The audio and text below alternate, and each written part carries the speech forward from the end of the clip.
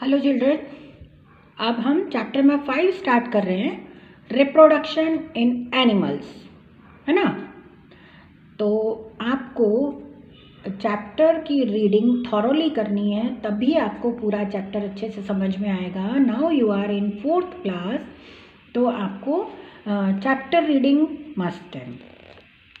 चलिए, living things live for a certain period of time, this period is called life span. मतलब living things जो हैं, चाहे वो प्लांट्स हैं चाहे एनिमल्स हैं, वो एक पर्टिकुलर टाइम तक जीते हैं, तो उसे हम लाइफ स्पैन, उस पीरियड को लाइफ स्पैन बोलते हैं।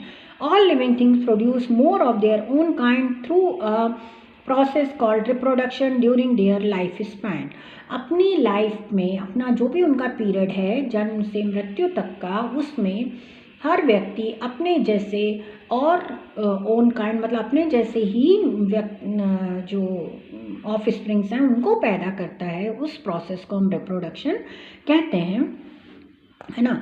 Every living thing reproduce to keep its species और रेस अलाइव। हर जो लिविंग थिंग है वो अपने जैसे ही स्पीशीज को रखने के लिए, है ना, जिंदा रखने के लिए रिप्रोडक्शन का प्रोसेस करता है। The tiger have young ones so that species of a tiger does not become instinct. मतलब टाइगर अपने कब्स को पैदा करता है बिकॉज ऑफ, क्योंकि नहीं तो टाइगर की जो स्पीशीज है वो खत्म हो जाएगी। तो 2 टाइप्स ऑफ रिप्रोडक्शन, 2 टाइप के रिप्रोडक्शन होते हैं। Reproduction takes place in 2 ways। Some animals lay eggs, कुछ एनिमल्स एग के थ्रू, है ना, बॉर्न होते हैं, और कुछ give birth to their young ones. Birds, frog, snake, turtle etcetera lay eggs.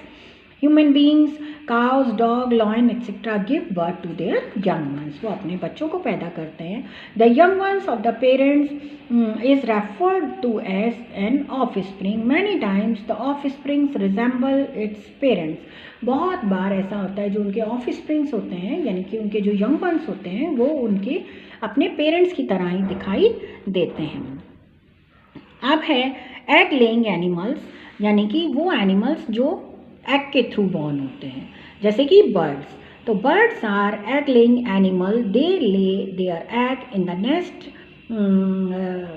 That they build on trees and other areas, है ना। तो नेस्ट अपना बनाती हैं और वहाँ पर अपने एग्स को ले करती हैं। They sit on their eggs till they hatch. वो तब तक वहाँ पर बैठती हैं जब तक कि एग में से बच्चा या चिक नहीं निकल आता। Sitting on the eggs keep egg warm and help the embryo inside the egg to grow. This process is called incubation. ठीक है, मतलब वो क्या करती है, वार्म करने के लिए एग के ऊपर बैठती हैं, जिससे उस प्रोसेस को इंक्यूबेशन कहते हैं। Egg shell are protect by outer shell. Birds eggs are protected by an outer shell. मतलब बर्ड का जो एग है वो आउटर शेल से प्रोटेक्ट होता है। The shell provide calcium to the growing embryo. Shell का काम कैल्शियम प्रोवाइड करना होता है जो एम्ब्रियो है उसके अंदर, यानी कि जो बेबी है उसके अंदर। Within the shell is the egg white is called albumin, और जो white पार्ट होता है एग का उसे एल्ब्यूमिन कहते हैं। The albumin is made up of mostly of protein, और जो एल्ब्यूमिन येलो जो है, सॉरी येलो नहीं, वाइट जो पार्ट है ना, वो प्रोटीन से बना हुआ होता है। Inside the albumin it is round yellow part called yolk, है ना। तो उसको हम योक कहते हैं, जो येलो पार्ट होता है। The birds young ones grow inside the yolk. The yolk are main source of nutrition for embryo. Yolk जो है वो मेन सोर्स है न्यूट्रिशन का, वो वहीं से पूरे अपने न्यूट्रिएंट्स को लेकर के ग्रो होता है।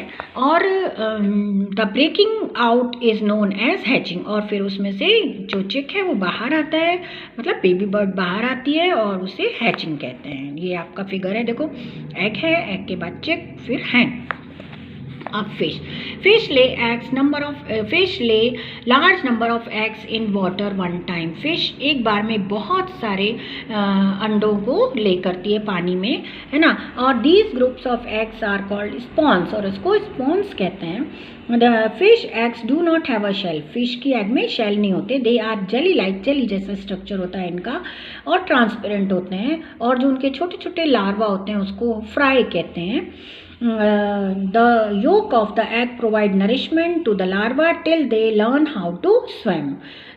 मतलब जब तक वो तैरना नहीं सीख जाते तब तक वो जो योक है वो उन्हें न्यूट्रिएंट्स प्रोवाइड कराता है. Most fish eat fish egg, और जो बड़ी फिश होती हैं वो फिश एग को खा जाती हैं as a food. This means that eggs are eaten by the parents and other fish, और जो एग्स हैं वो पेरेंट्स के थ्रू या अदर फिश के थ्रू खाया जाता है. अब है एम्फीबियन. एम्फीबियन यानी कि वो एनिमल्स जो पानी में भी रहते हैं और ज़मीन पर भी रहते हैं, जस्ट लाइक फ्रॉग. ठीक है, animals like frog and toad are amphibians which means they live both in water and on land. Frogs and toads lay egg in jelly like masses in water. वो jelly जैसे इनके भी जो egg होते हैं ना वो जेली जैसे होते हैं. और these eggs do not have a protective shell. इनके चारों ओर शेल नहीं होती जैसे कि मुर्गी के अंडे में होती है ना. These eggs are fertilized out